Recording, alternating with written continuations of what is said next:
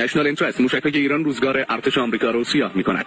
نشریه آمریکایی نشنال اینترست در گزارشی با اشاره به توانمندی موشکی ایران تصریح کرد که موشک‌های ایران به آمریکا می‌رسد این کشور قادر است روزگار ارتش ایالات متحده را سیاه کند.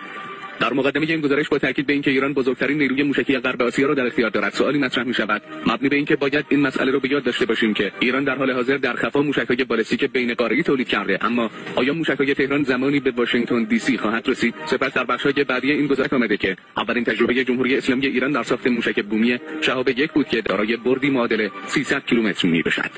نشنال اینترست در ادامه به یک نسخه دیگر از این موشک به نام شهاب 5 که یکی دیگر از موشک قدرتمند ایرانی است که برد آن 6000 کیلومتر عنوان شده است و موشک شهاب 6 و 7 که نسخه به روز رسانی شده شهاب 5 است با بردی حدود 12000 الی 14000 کیلومتر است که به آن موشک کوثر نیز گفته می‌شود. این نشریه آمریکایی ادامه داد فاصله هوایی ایران تا آمریکا 11681 کیلومتر است و برد موشک‌های بالستیک ایران که به تازگی به آن دست یافته است به مراتب بیشتر از این فاصله است و هر زمان که ایران اقدام کند می‌تواند به راحتی بیشتر شهرهای آمریکا را مورد حمله موشکی قرار دهد.